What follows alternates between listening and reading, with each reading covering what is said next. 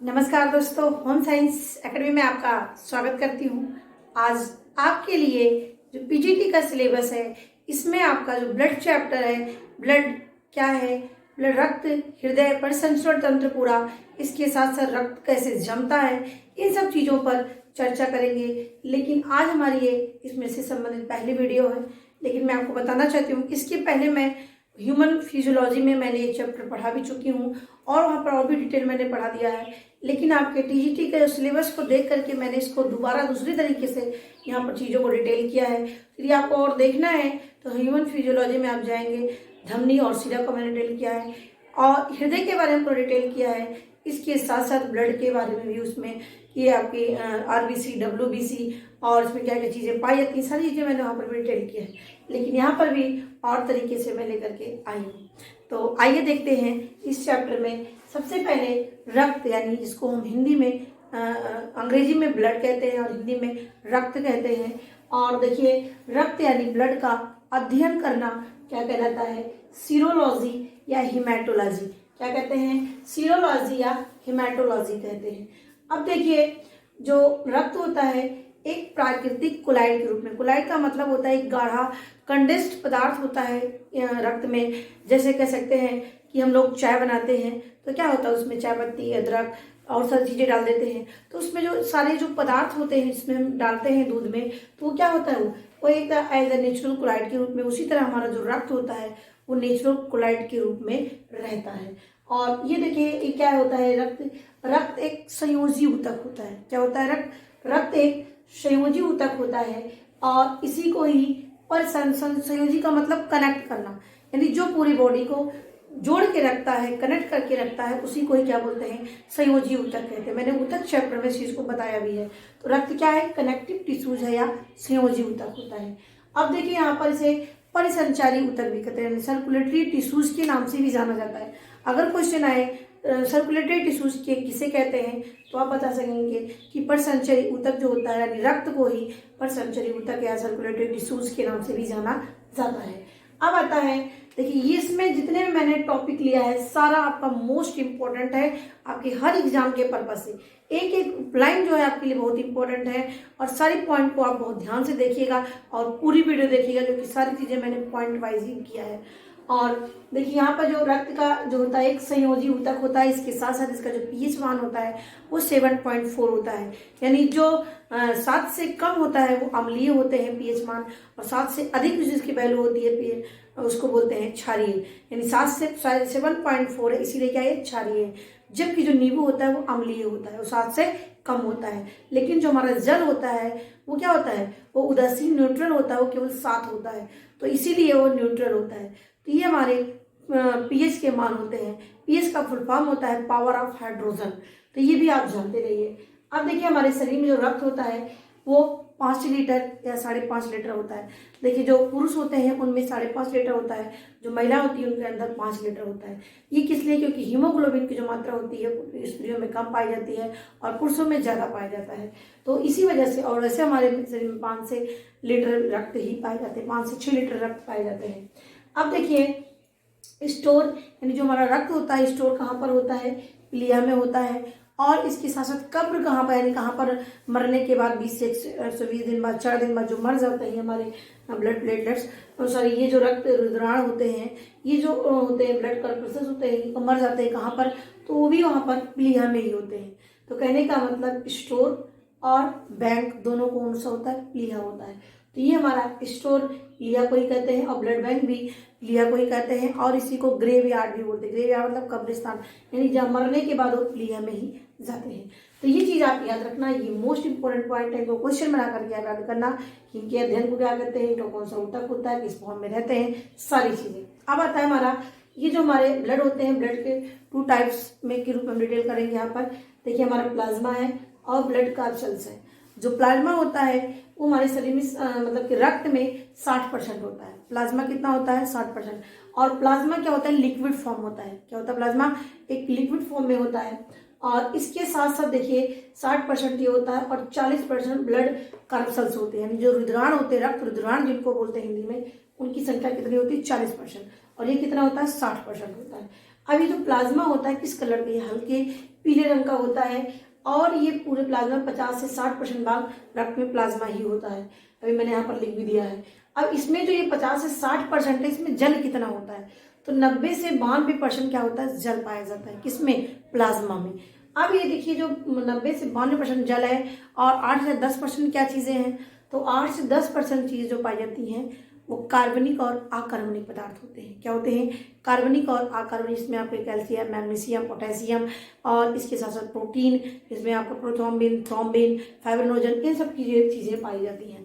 तो कहने का मतलब कार्बनिक और अकार्बनिक पदार्थ किसमें होते हैं, 10% में कार्बनिक और अकार्बनिक पदार्थ पाते हैं और 90 से 92% प्लाज्मा में जल पाया जाता है। तो ये बातें भी आप याद रखना। अब देखिए जो ये ब्लड कैप्सल्स हैं ये कितने प्रकार के होते हैं, तो जो रक्त के जो द्रव्यमान होते हैं वो 3 प्रकार के होते हैं। क्या क्या, एक आरबीसी, एक डब्ल्यूबीसी और एक ब्लड प्लेटलेट्स। क्या क्या है, एक आरबीसी, दूसरा डब्ल्यूबीसी और तीसरा हमारा ब्लड प्लेटलेट्स पाए जाते हैं। अब देखिए जो आरबीसी होता है इसको और किस नाम से जानते हैं, तो आरबीसी को एरिथ्रोसाइट के नाम से जानते हैं। क्या नाम से, आरबीसी को एरिथ्रोसाइट के नाम से जानते हैं। और ये जो आरबीसी होता है इसका आकार कैसे होता है, गोल। देखिए ये इस तरह से गोल होता है लेकिन ये बीच में चपटा जैसा, यानी इस तरह से ये चपटा होता है, यानी इसको हम कॉनकेव कह सकते हैं। क्या होता है, बाई कॉनकेव होता है, यानी गोल जैसा आकार होता है, चपटा होता है लेकिन बीच में, तो ये होता है आरबीसी। आरबीसी का नाम क्या है, एरिथ्रोसाइट। अब देखिए इसमें केंद्रक क्या होता है, नहीं पाया जाता है और इसमें लाइसोसोम भी नहीं पाया जाता है। न तो इसमें केंद्रक न तो इसमें लाइसोसोम, दोनों भी नहीं पाए जाते इसमें। और इनकी संख्या पूरे रक्त में सबसे ज्यादा होती है, याद रखना, इनकी पूरे रक्त में इनकी संख्या सबसे ज्यादा होती है। कितनी होती है, लगभग 45 से 50 लाख प्रति घन मिलीमीटर। कितना, 45 से 50 लाख प्रति घन मिलीमीटर पाया जाता है और इसको लगभग हम कह सकते हैं 5 मिलियन के बराबर। कितना, 5 मिलियन के बराबर। चाहे आप 5 मिलियन कहे या 45 से 50 घन मिलीमीटर कहे, तो ये दोनों चीजें एक है। लाख में 50 लाख और मिलियन में 5 मिलियन। तो ये सारी चीजें हम कैसे बता रहे हैं, आरबीसी के बारे में। अब देखिए जो आरबीसी उसमें और क्या किससे किससे बनता है आरबीसी, तो उसमें प्रोटीन होता है, iron, vitamin B6, vitamin B12, folic acid, इतनी चीजों से हमारा आरबीसी तैयार होता है। याद रखना, protein, iron, vitamin B6, B12 और फोलिक एसिड से तैयार होता है हमारा आरबीसी। और ये 120 दिन तक ये जीवित रहता है और फिर उसके बाद वो प्लीहा में जाकर के क्या होते हैं, मर जाते हैं। और इसके साथ साथ देखिए ये जो निर्माण होता है इनका, ये हमारा जो बोन मैरो होता है, रीढ़ की हड्डी जिसको बोलते हैं, वहां पर आरबीसी का निर्माण होता है, ये भी याद रखना। लेकिन जो बच्चा पेट में होता है, भ्रूण रहता है, उसका कहाँ पे निर्माण होता है, तो उस समय उसका जो प्लीहा होता है, जिसको हम कब्रिस्तान भी बोलते हैं, ब्लड का ब्लड बैंक भी कहते हैं, प्लीहा भी कहते हैं, तो ये इनको क्या बोलते हैं, यहीं पर जाकर के यानी प्लीहा और यकृत में भ्रूण के आरबीसी का निर्माण होता है। याद रखना, भ्रूण के आरबीसी का निर्माण प्लीहा और यकृत में होता है, जबकि जो वयस्क होते हैं उनके आरबीसी का निर्माण कहाँ पर होता है, अस्थि मज्जा में होता है। और देखिए इंपॉर्टेंट बात है कि आरबीसी में क्या पाया जाता है, मुख्य रूप से हीमोग्लोबिन पाया जाता है। क्या होता है, हीमोग्लोबिन। हीमोग्लोबिन भी 2 तत्वों से मिलकर बना है, मैंने भी बताया आपको, हिम प्लस ग्लोबिन। हिम क्या है, एक वर्ड है, इसी हिम के कारण ही रक्त का रंग लाल होता है। और ये जो ग्लोबिन होता है, ये ग्लोबिन एक प्रोटीन होता है। हिम क्या है, लाल रक्त का कण होता है और ग्लोबिन क्या है, प्रोटीन होती है। तो दोनों मिलाकर हम बोलते हैं हीमोग्लोबिन। और यही हीमोग्लोबिन जो होता है ये रक्त के परिवहन यानी ऑक्सीजन और CO2 दोनों को परिवहन करने का काम करता है। तो ये बातें हो गई किसके बारे में, आरबीसी के बारे में। मोस्ट इंपोर्टेंट पॉइंट है, सारा क्वेश्चन बना करके, डायग्राम बना करके आप याद करिएगा। अब आता है हमारा WBC। अब देखिए इसका आकार जो होता है अनिश्चित होता है, इसका आकार तो निश्चित, लेकिन इसका आकार क्या होता है, ये अनिश्चित होता है। और इनकी संख्या देखिए 5 मिलियन थी और इनकी संख्या 10,000 है। कितनी है, इनकी संख्या 10,000 है। और इसमें देखिए केंद्रक नहीं होता है और इसमें केंद्रक पाया जाता है। और इनको एरिथ्रोसाइट कहते हैं और इनको क्या कहते हैं, इनको हम ल्यूकोसाइट के नाम से जानते हैं। किसके नाम से जानते हैं, ल्यूकोसाइट। याद रखना, एरिथ्रोसाइट ल्यूकोसाइट में आप कंफ्यूज मत रहिएगा। अब देखिए इनके ये किससे मिलकर बने होते हैं, जैसे मैंने आपको बताई ये चीजें। और इसमें जो हमारा WBC होता है, जिसको व्हाइट ब्लड कार्सल्स कहते हैं, ये इस्नोफिल्स, बेसोफिल्स, न्यूट्रोफिल्स, लिम्फोसाइट्स और मोनोसाइट। इन 5 चीजों से मिलकर के हमारा जो है WBC बनता है। और इसमें जो मुख्य रूप से जो इम्पोर्टेंट होता है, जैसे इस्नोफिलिया होता है, ये बहुत ही संवेदनशीलता का काम करता है और इसकी कमी हो जाती है रक्त में तो उसे इस्नोफिलिया नामक रोग हो जाता है, संबंधी रोग हो जाता है। और बेसोफिल होता है, ये जैसे एलर्जी हो जाए शरीर में तो ये हिस्टामिन जो है स्रावित करता है। कौन? बेसोफिल्स। और जो न्यूट्रोफिल्स होता है ये जीवाणुओं को नष्ट करने का काम करता है। तो ये चीजें होती हैं WBC में, याद रखना। इस्नोफिल, बेसोफिल, न्यूट्रोफिल, लिम्फोसाइट्स और मोनोसाइट, ये किससे रिलेटेड है? WBC। अब देखो जो लिम्फोसाइट होता है इनका सबसे अहम रोल होता है। जब किसी व्यक्ति को एड्स होता है तो लिम्फोसाइट सबसे पहले डेथ हो जाती है, यानी जो हमारे रोगों से रक्षा करने का काम, रोगों को मारने का काम करता है वही खत्म हो जाता है, वही डेड हो जाता है। तब हमारे शरीर में भी उससे कोई इलाज उसका फिर संभव नहीं होता है जब हमारा WBC खत्म हो जाता है। तो हमारी ये जो टी सेल होती हैं ये क्या होती हैं? खत्म हो जाती हैं। अब देखो जो लिम्फोसाइट को हम टी सेल के नाम से भी जानते हैं, याद रखना, लिम्फोसाइट को हम टी सेल के नाम से भी जानते हैं। और ये लगभग इसकी संख्या 25 से 33% लिम्फोसाइट पाया जाता है। इसमें WBC में लिम्फोसाइट 25 से 33% पाया जाता है। और ये काम क्या करते हैं? एंटीबॉडी, यानी कोई भी बैक्टीरिया आता है उसके प्रति जो है एंटीबॉडीज बनाते हैं, जिससे उस बैक्टीरिया को क्या कर देता है? ये मारने का काम करता है। जैसे कोई बैक्टीरिया अटैक को हमारे शरीर में तो क्या करता है? ये मार देने का काम करता है। और मारने के बाद भाई शरीर से वो अलग होना चाहिए, शरीर में नहीं रहना चाहिए, तो उसको भक्षण यानी उसको खा कौन लेता है? वो खत्म कौन कर देता है? तो ये हमारा होता है मोनोसाइट। क्या होता है? लिम्फोसाइट तो मारने का काम करता है और उसके बाद जो मोनोसाइट होता है ये इसको क्या करता है? ये इसको मार के खत्म कर देता है। मारने का मतलब उसको वहां से शरीर से ही खत्म कर देता है, भक्षण कर लेता है, खा लेता है। कौन? मोनोसाइट। अब इसकी जो संख्या होती है 2 से 6% होती है, यानी 2 से 6% मोनोसाइट्स, 25 से 33% लिम्फोसाइट्स होती हैं। तो देखिए हमारे जब कैंसर होता है, एड्स होता है, किस पे अफेक्ट डालता है? WBC के किस पार्ट पर? लिम्फोसाइट के टी सेल पर, ये भी याद रखना। अब आता है हमारा, ये शरीर में भ्रमण करते हुए जीवाणु का क्या करती हैं? ये सबका क्या करती हैं? भक्षण करने का काम करती हैं। क्या करती हैं? ये भक्षण करने का काम करती हैं। तो लिम्फोसाइट क्या किया? सबसे पहले मारने का काम किया, मारने के बाद खाने का काम कौन किया? मोनोसाइट किया। तो ये दोनों बातों में अंतर आप याद रखिएगा। अब हमारा आता है ब्लड प्लेटलेट्स। 3 पार्ट में आता है RBC, WBC, अब आता है हमारा ब्लड प्लेटलेट्स। अब ये देखिए जो ब्लड प्लेटलेट्स होता है इनकी संख्या 2 लाख होती है। देखिए यहाँ पर ये 5 मिलियन, ये 10,000 और ये 2 लाख होती है। अब देखिए जो थ्रोम्बोसाइट, अब इनको ब्लड प्लेटलेट्स को क्या कहते हैं? थ्रोम्बोसाइट कहते हैं। क्या कहते हैं? थ्रोम्बोसाइट कहते हैं। और ये मुख्य रूप से काम क्या करता है? शक्ति प्रदान करने का काम करता है। देखिए जब किसी व्यक्ति में देखे होंगे वो बहुत मेहनती होते हैं, कुछ होते हैं बहुत ज़्यादा लेजी होते हैं, कुछ काम करने में मन नहीं करता, सुस्ती आती है, तो इन सब का कारण क्या होता है? हमारा रक्त में खून की कमी होने से सुस्ती आती है, काम करने में मन नहीं लगता है। उसका कारण क्या होता है? RBC में की कमी, यानी खून की कमी होना। दूसरी बात, ब्लड प्लेटलेट्स यानी जब इसकी संख्या 2 लाख से कम हो जाती है तब व्यक्ति लड़खड़ाता है, चलने में मन नहीं लगता, काम करने की शक्ति नहीं मिलती है और इससे क्या होता है? व्यक्ति शक्तिहीन होने लगता है। तभी देखिए जब डेंगू बीमारी हो जाती है तो क्या होता है? व्यक्ति जो एकदम मतलब कि एकदम बेहोशी की हालत में, तो उसको कोई शक्ति नहीं होती है। 3 ही थ्रोम्बोसाइट्स होता है, यानी ब्लड प्लेटलेट्स, जिसकी संख्या क्या होती है? शरीर में कमी होने लगती है, हजारों में पहुंच जाता है, जिससे व्यक्ति यदि सही इसका इलाज न किया जाए व्यक्ति की मृत्यु हो जाती है। तो ये इसीलिए प्लेटलेट्स की संख्या को बढ़ाने के लिए पपीते के पत्ते, बकरी के दूध, फ्रूट, इन सब चीज़ों को क्या करते हैं? शामिल करते हैं, जिससे इसका प्लेटलेट्स बढ़ जाए। अब देखा हमारा आता है प्लेटलेट्स। अब देखिए जो प्लेटलेट्स होता है इसको बोलते हैं थ्रोम्बोसाइट्स। क्या कहते हैं? इसको हम बोलते हैं थ्रोम्बोसाइट्स। अब प्लेटलेट्स क्या है? इसको हम थ्रोम्बोसाइट्स के नाम से जानते हैं, याद रखना। और यह केवल मनुष्य में ही पाई जाती है, यह केवल मनुष्य में ही पाई जाती है, याद रखना है भी। और ये इसकी संख्या 1 घन मिलीमीटर में लगभग 3 लाख, जैसे लगभग यहाँ पर 3 लाख मैंने यहाँ लिख दिया, तो ये जान लीजिएगा क्या होता है? लगभग ये 2 लाख या के बीच में होती है। तो याद रखना है 1 घन मिलीमीटर में ये 2 लाख होती है। और थोड़ा सा शोर हो रहा होगा, प्लीज़ आप मैनेज करिएगा। बच्चे जो है वीडियो में बना रहे हैं, इस समय बच्चे लंच में हैं। तो ये देखिए हमारा है 1 घन मिलीमीटर में 2 लाख होती है। अब आता है हमारा ये अनिश्चित आकार के होते हैं। क्या होते हैं? ये अनिश्चित आकार के होते हैं और इसमें जो केंद्रक होता है ये अनुपस्थित होता है। देखिए ये किसका आकार है? इनका भी आकार क्या होता है? अनिश्चित होता है और इनमें जो केंद्रक होता है वो भी अनुपस्थित। इसमें केंद्रक इसमें भी नहीं पाया जाता है। केंद्रक हमारा WBC में भी नहीं पाया जाता है, RBC में केंद्रक पाया जाता है।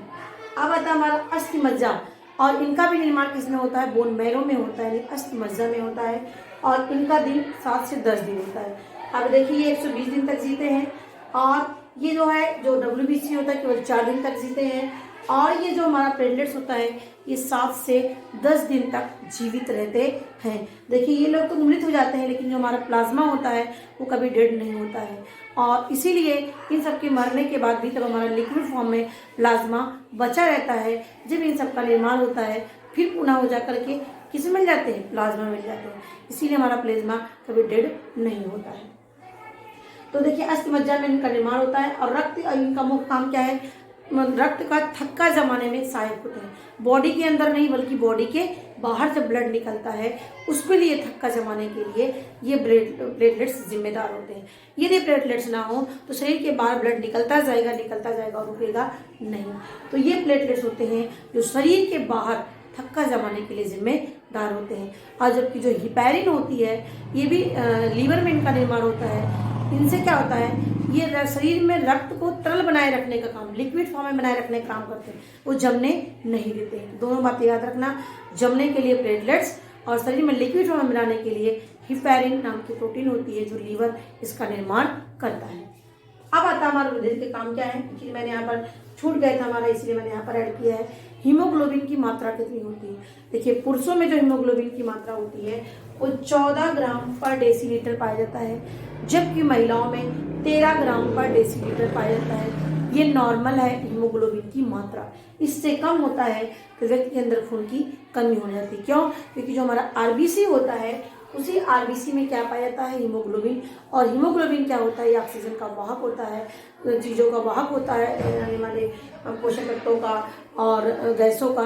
तो जब हमारे शरीर में खून की कमी होती है तो हीमोग्लोबिन की कमी होगी तो खून की कमी होगी, खून की कमी होगी तो शरीर सुस्त होता जाएगा। तो यानी 13 ग्राम पर डे और 14 ग्राम, ये दोनों बातें याद रखना। और 200 ग्राम कोलेस्ट्रॉल भी पाया जाता है पर डेसीलीटर। 200 ग्राम कोलेस्ट्रॉल रक्त में पाया जाता है पर डेसीलीटर, भी याद रखना। और इससे ज़्यादा मात्रा में जब होता है हमारे शरीर में तो वो नुकसानदेह। कहने का मतलब हमारे शरीर में, बॉडी में चर्बी जमने लगती है। हमारी जो वाहिकाएं होती है रक्तवाहिनी, तो उसमें क्या होता है? चर्बी जमने लगती है। 200 ग्राम क्या है? ये यहाँ पर हमने जो लिखा है कोलेस्ट्रॉल है, याद रखना। और हीमोग्लोबिन जो होता है, हीमोग्लोबिन में क्या पाया जाता है खनिज के रूप में? वो आयरन पाया जाता है, याद रखना। हीमोग्लोबिन में आयरन पाया जाता है। तो ये 3 पॉइंट यहाँ पर मैंने लिखा है, इसको फिर से आप लिख लीजिएगा दोबारा सुन करके। अब ये काम क्या करता है रुधिर का? तो ताप पर नियंत्रण रखने का काम करता है। हमारी बॉडी का टेम्परेचर, देखिए कोई चीज़ जब मूव करती है तो क्या होती है? गर्म होती है। जैसे मैंने हाथों को रगड़ते हैं या कोई चीज़ पे रगड़ करते हैं तो क्या होता है? उसमें फ्लो होता है, यानी उसमें गर्मी होती है। कभी ट्यूबवेल का पानी आपने देखा बहता रहता है, बहुत गर्म पानी होता है। यानी उसी तरह से हमारे शरीर में जब तक ब्लड चलता रहता है तो वो उनका टेम्परेचर 37 डिग्री सेल्सियस बना रहता है। यानी हमारे ताप पर नियंत्रण रखने का काम हमारा ब्लड करता है। और पोषक पदार्थों का, यानी जो हमारे पास पोषक पदार्थ यानी हमारे मिनरल खनिज तत्व, जितने हमारे प्रोटीन, विटामिन, खनिज, इन सब का वाहन करने का काम कौन करता है? रक्त करते हैं। क्योंकि पूरी बॉडी में पहुंचाना करने का काम हमारा रक्त है, क्योंकि पूरी बॉडी में हमारा क्या है? रक्त ही है। अब है गैसों का परिवहन यानी CO2 और O2। देखिए हमारा जो रक्त को ले जाने आने का काम हमारी धमनी और शिराएं करती हैं और इसमें जो रक्त को छानने का काम कौन करता है? हमारी किडनी करती है। और रक्त को पंप करने का काम कौन करता है? हमारा हृदय करता है। और रक्त गैसों का परिवहन करने में हेल्प कौन करता है? रक्त को शुद्ध करने का काम कौन करता है? तो फेफड़ा करता है। 3 बातें आप याद रखना, तीनों बहुत इंपॉर्टेंट है। शुद्ध करने का काम फेफड़ा, छानने का काम किडनी, और इसके साथ साथ पंप करने का काम हृदय करता है।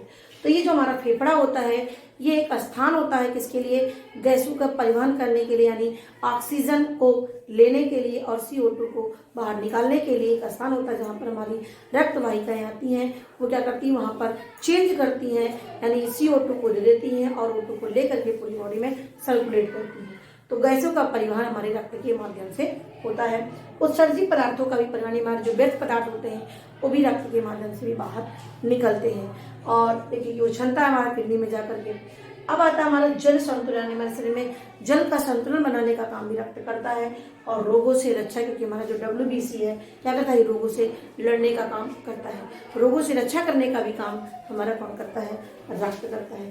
तो देखिए मैंने इतने कम समय में इतने टॉपिक को मैंने कवर किया है, इसलिए क्योंकि आपको एक ही वीडियो में सारी चीज़ें आपको मिले।